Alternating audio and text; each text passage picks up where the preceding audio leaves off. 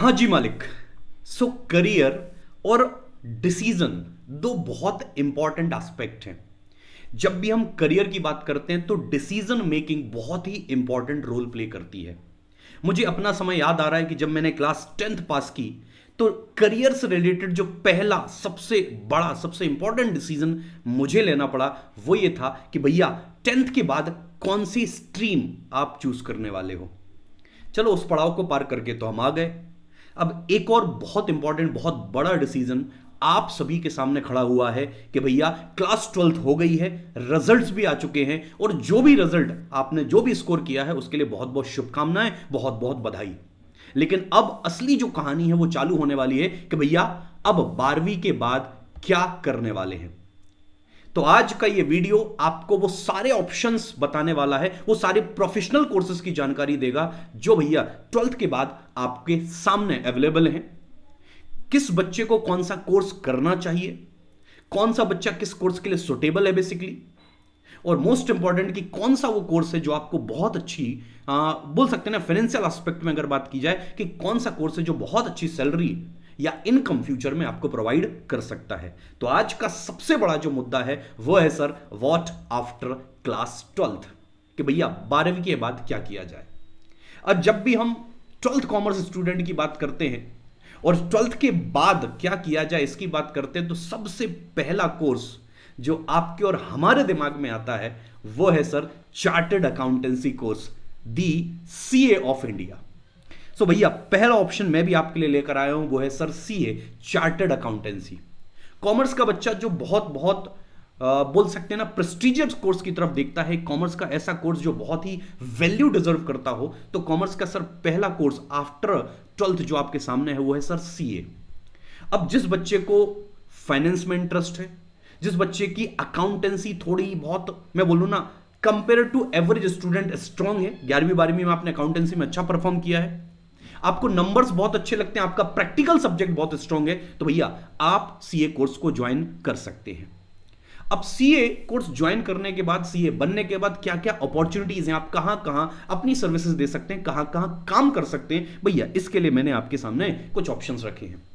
सबसे पहला जो आपके पास ऑप्शन है कि एज अ चार्टर्ड अकाउंटेंट आप अपनी एक प्रैक्टिस फॉर्म ओपन कर सकते हैं जहां पर कंसल्टेंसी सर्विसेज आप प्रोवाइड कर सकते हैं।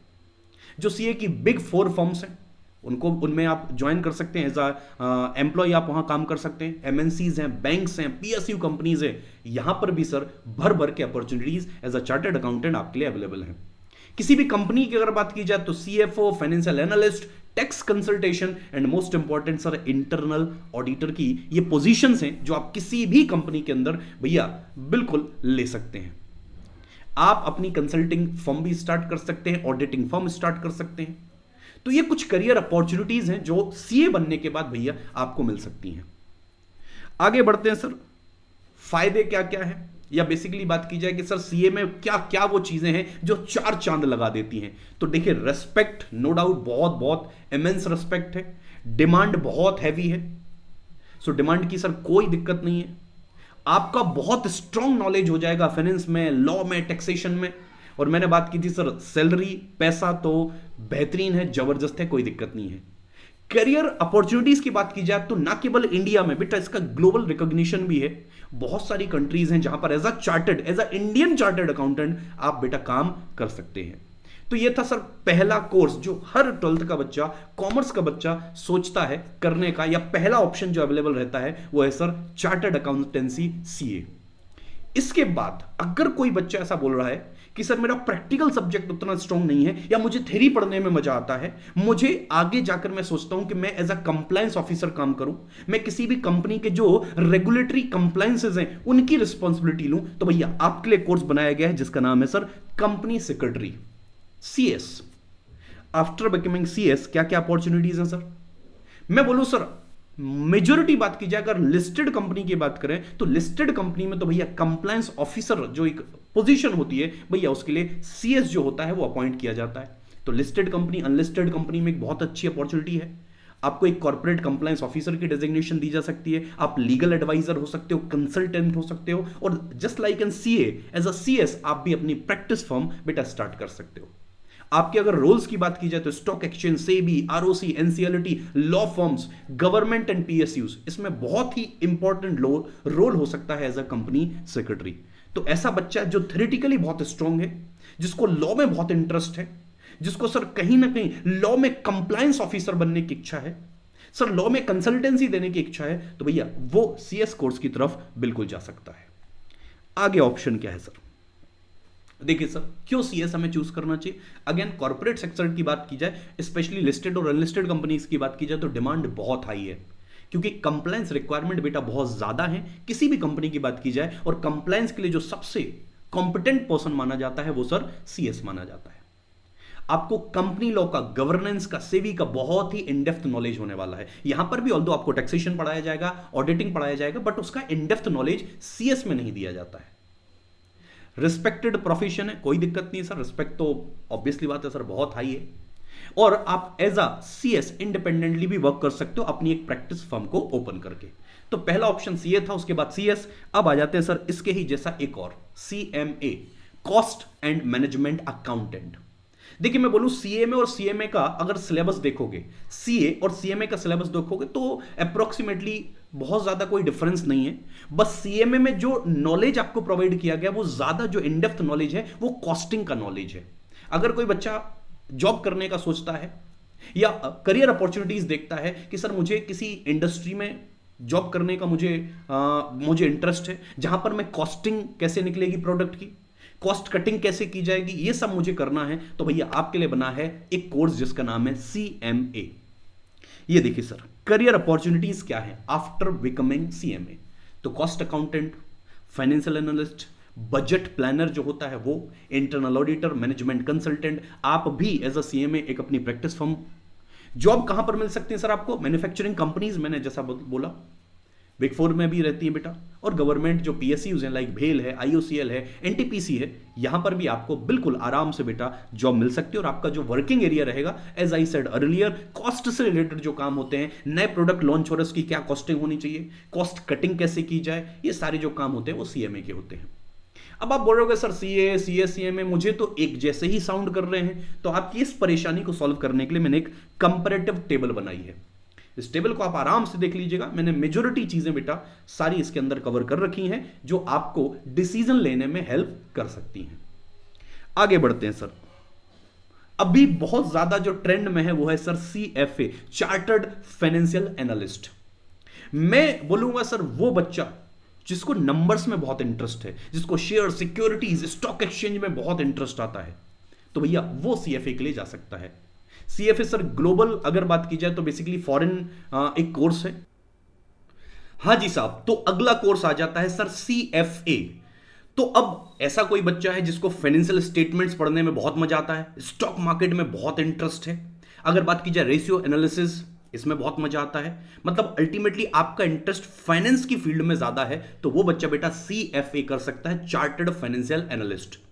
अब अगर मैं बोलूं कि सीएफए का अगर आप देखोगे तो एफिलिएशन जो है वो इंडिया का कोर्स नहीं है, बाहर का कोर्स है, लेकिन आज के टाइम में सर सीएफए अच्छा खासा डिमांड रख रहा है, नॉट इन इंडिया। अगर आप आउटसाइड इंडिया की बात करोगे तो वहां पर भी सीएफए का बहुत अच्छा डिमांड बना हुआ है, क्योंकि सर अगर इंडिया में आप सीएफए करते हो तो कंपैरेटिवली अगर कोई भी बाहर की कंट्री किसी बाहर वाले को, मतलब इंडिया के बाहर वाले को किसी को हायर करती है तो कंपैरेटिवली वो महंगा पड़ता है, लेकिन अगर इंडिया से कोई सीएफए बच्चा करा हुआ है और अगर वो बाहर जाता है तो कंपैरेटिवली जो हायरिंग है वो इंडियन सीएफए की कंपैरेटिवली कम पड़ती है। तो सीएफए भी आज के टाइम पर अगर देखें तो बहुत डिमांडिंग है, और जो भी बच्चा फाइनेंस में, नंबर्स में, रेशियो एनालिसिस में, फाइनेंशियल स्टेटमेंट्स में ज्यादा इंटरेस्ट रखता है वो बच्चा सीएफए कर सकता है। तो ये कुछ कैरियर अपॉर्चुनिटीज हैं सीएफए के अंदर। Equity research analyst, portfolio manager, investment bankers, wealth asset manager, risk analyst बन सकते हो, कॉर्पोरेट फाइनेंस मैनेजर। ये कुछ मैंने मोटा मोटा आपको अपॉर्चुनिटीज बताई हैं, और भी बेटा यहां पर आपको देखने को मिलेगी। ओके सर, उसके बाद मैंने फिर देखिए एक बहुत अच्छी कंपैरेटिव टेबल बनाई है, CFA, CA, CS and CMA. ये टेबल बेटा मैं बोलूं ना आपको कम से कम एक ओवरव्यू दे देगी, और आप कंपैरिजन के थ्रू डिसाइड कर पाएंगे कि भैया मेरे लिए कौन सा कोर्स बना हुआ है। ओके सर, अब एक और ऑप्शन आ जाता है सर एमबीए। अब देखो, जो लोग ऐसे हैं ना जो बिजनेस करना चाहते हैं, जिनको बिजनेस करना है, जिनको बिजनेस में डिसीजन मेकिंग बहुत पसंद है, नई नई बोलते ना थ्रेट्स को इनकाउंटर करना, बिजनेस को संभालना, बिजनेस को मैनेज करना, ये जिनको अच्छा लगता है भैया, वो एमबीए की तरफ जा सकते हैं। अब देखिए, एमबीए में एक सपना सबका होता है कि आईआईएम जो कॉलेजेस होते हैं भैया वो मुझे मिल जाएं, लेकिन यार देखो सबको तो मिलेंगे नहीं। हाँ, जिनको मिलेंगे उनके पैकेजेस ऑब्वियसली बात है कंपैरेटिवली हाई होंगे, और जिनको नहीं मिलेंगे उनके अगर ऑन एन एवरेज देखा जाए तो कंपैरेटिवली जो पैकेजेस रहते हैं वो कम रहते हैं। बट भैया जिनको बिजनेस में इंटरेस्ट है, जिनको बिजनेस करना है, डिसीजन मेकिंग बहुत पसंद है, भैया आप एमबीए के लिए बिल्कुल जा सकते हैं। Last but not the least वो बचता है sir government examination, UPSC, MPPSC, IAS, IPS. मतलब भैया जिनका सपना है गवर्नमेंट ऑफिसर बनने का, जिनका सपना है गवर्नमेंट एम्प्लॉय बनने का, तो भैया आपके लिए एक और ऑप्शन है, वो है गवर्नमेंट एग्जामिनेशन। अब जनरली होता है 12th के बाद आप ग्रेजुएशन करते हो, क्योंकि मोस्ट ऑफ दी जो गवर्नमेंट एग्जामिनेशन होते हैं उनमें जो एलिजिबिलिटी रिक्वायरमेंट है वो होती है ग्रेजुएशन। तो कम से कम भैया ग्रेजुएशन करिए, और ग्रेजुएशन के दौरान ही आप क्या कर सकते हो सर, आप कर सकते हो गवर्नमेंट एग्जामिनेशन की प्रिपरेशन। कंपटीशन बहुत टफ है, मैं बोलूं सर सीए या सीए से भी ज्यादा टफ एग्जामिनेशन आपको यहां पर देखने को मिलेगा, क्योंकि कंपटीशन बहुत इंटेंस है। कट ऑफ का एक अलग सिस्टम है जो आप ऑलरेडी समझते हो, तो इन चीजों को आपको साथ में ध्यान रखना पड़ेगा। अब अगर कोई बच्चा बोले कि यस सर मुझे सीए करना है, तो मैंने अगर मान लो अभी ऐसा बच्चा हो सकता है जो बिल्कुल 12th के बाद डायरेक्टली सीए ज्वाइन करना चाहता है, ऐसा कोई बच्चा होगा जो सीयूईटी दे चुका है और उसको सीए करना है, तो भैया अब बच्चा ये पूछे कि सर मैं कहां से स्टार्ट करूं। अगर बच्चा बोलते हैं कि सर मेरा भी सपना है कि मैं 350 प्लस स्कोर करूं सीए फाउंडेशन में, मेरा भी सपना है कि मैं सीए फाउंडेशन की प्रिपरेशन इस लेवल पर करूं कि मेरा इंटर में सर एआईआर आ जाए, तो मैं आपको बोलता हूं सर कि हमारी टीम आपके लिए लेकर आई है सीए फाउंडेशन के 2 बेहतरीन बैचेस। एक बैच जो स्टार्ट हो रहा है 11th ऑफ जून से, जो है संकल्प बैच, और दूसरा बैच भैया योद्धा बैच जो स्टार्ट हो रहा है हमारा सर 14th ऑफ जून से। और इसमें जो बेहतरीन बात है वो ये है कि सर अभी आपको इन सब्सक्रिप्शन पर मिल रहा है फ्लैट 60% ऑफ। क्या ऑफ मिल रहा है सर? 60% ऑफ। अगर आपका भी सपना है 350 प्लस स्कोर करने का, अगर आपका भी सपना है कि सर हमारा बेस इतना स्ट्रांग हो जाए कि सर हम सीए इंटर में और फाइनल में रैंक लेकर आए, तो भैया आपको इन एजुकेटर्स को जरूर जरूर जरूर ज्वाइन कर लेना चाहिए। एक और बेहतरीन चीज जो अनअकैडमी की मुझे पसंद है सर, आप चाहे योद्धा ले लें चाहे संकल्प ले लें, कोई भी बैच ज्वाइन करें, एक बैच के जैसे ही आप एक बैच का सब्सक्रिप्शन लेते हैं, एक्सेस आपको बेटा दोनों बैच का या जितने भी बैचेस चल रहे हैं सीए फाउंडेशन के सारे बैचेस का आपको सब्सक्रिप्शन मिल जाएगा, एक्सेस मिल जाएगा। तो जैसे किसी बच्चे ने योद्धा ज्वाइन किया तो ऐसा नहीं कि केवल इन 4 एजुकेटर्स से ही वो पढ़ सकता है, नहीं सर, सीए फाउंडेशन में जितने भी एजुकेटर्स हैं, चाहे वो योद्धा के हों, चाहे वो संकल्प के हों, चाहे वो प्रतिज्ञा टीम के हों, सर सारे एजुकेटर्स का एक्सेस आपको मिल जाएगा। ये पहला प्लेटफॉर्म है जो प्रोवाइड करता है, बाकी किसी ऑनलाइन प्लेटफॉर्म पर यह फैसिलिटी अवेलेबल नहीं है। तो भैया देर किस बात की है, 12वीं हो गई है, रिजल्ट्स आ चुके हैं, मैंने आपको गाइड कर दिया है कि 12वीं के बाद कौन कौन से प्रोफेशनल कोर्सेज हैं जो आप ज्वाइन कर सकते हैं। तो भैया जल्दी से जाइए, अपना डिसीजन बनाइए। और भैया डिसीजन बनाते समय मैंने जो बोला कर सर, दिमाग बिल्कुल लगाने का, हर एक चीज को कंसीडर करने का, प्रोज कॉन्स सब चीजें समझने का, अपनी स्किल्स को समझने का, अपने इंटरेस्ट को समझने का, उसके बाद भैया डिसीजन लेने का। So all the very best, do your best, forget the rest. Thank you so much guys.